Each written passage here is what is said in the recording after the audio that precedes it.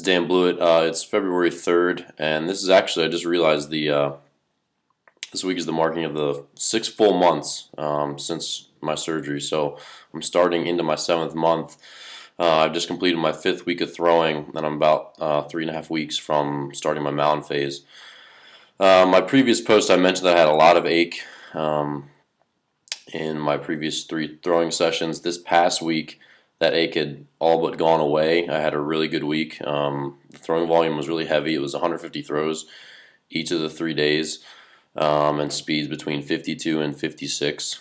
If you watch the video that's attached to this, you'll see me exceed that 56 mile per hour mark on a couple of throws. And again, that's just one of the really interesting things about using a radar gun, is that it's very, very easy to go up or down plus or minus 3 miles per hour while you're throwing, where those 58s didn't feel significantly different than 56 or 55 or even 54 miles per hour. So if you don't have access to a radar gun, just understand you just really want to make sure you're very strict with your distance, because a little bit extra crispness on your throw might account for a pretty significant increase in load on your arm. So, but again, the important thing of this week is, obviously, last week elbow was really aching.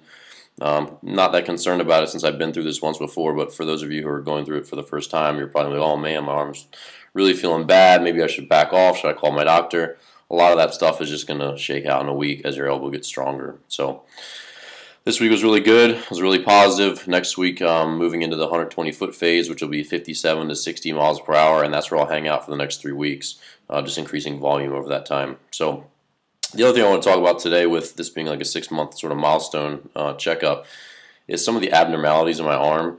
My elbow is not the same as it was. If I look at, compare left to right, for my first surgery, you can see the lighting's not great here, but you can see this kind of depression there. That's different. That didn't used to be there. That's been there all since my first surgery. I have tons of little things I can feel. It feels like a ball bearing there. It feels like a ball bearing there. I have these 2 little whatever they are there. Obviously, you can see how my scar is progressing. It's actually starting to get a lot finer. It looks pretty good. Other thing I have from this surgery is a depression. You can see it right there. Again, the lighting is not great, but especially under low, this gets really significant. That's new to this surgery. Obviously, where they're dissecting the muscle to get down to the ligament, they have to cut through it, obviously, and it heals back together, and it's never going to be the same. So my elbow is my forearm musculature is going to be different till the day I die, and that's fine. Good thing is, I'm significantly stronger in my forearm this second time around, and I'm assuming it's because of the more conservative approach Dr. Kremchik had versus Dr. Morgan the first time. I was doing a lot of wrist curls just days after my surgery, the first go around in 2009, and this time around I waited, I think, at least 4 weeks, something like that, until I started doing that kind of stuff.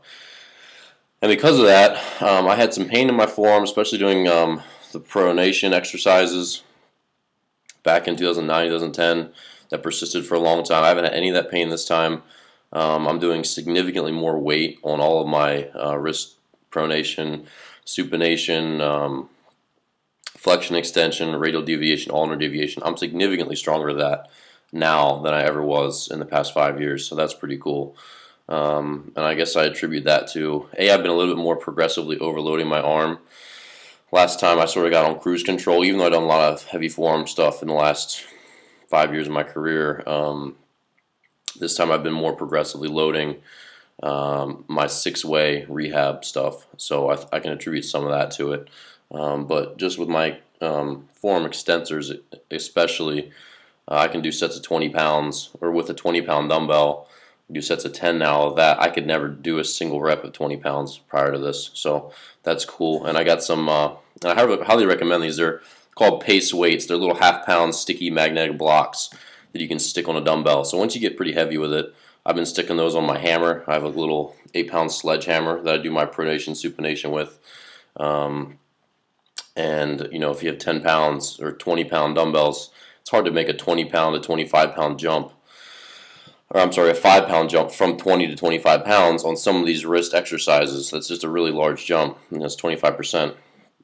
So to stick a couple of these magnetic half-pound weights on, you can, again, slowly, progressively overload your arm, which is important as you get stronger. So that's as long as I want to make this recap. But again, 6 months, big milestone. Hasn't felt that long, mostly because I've been really, really busy with my business and training.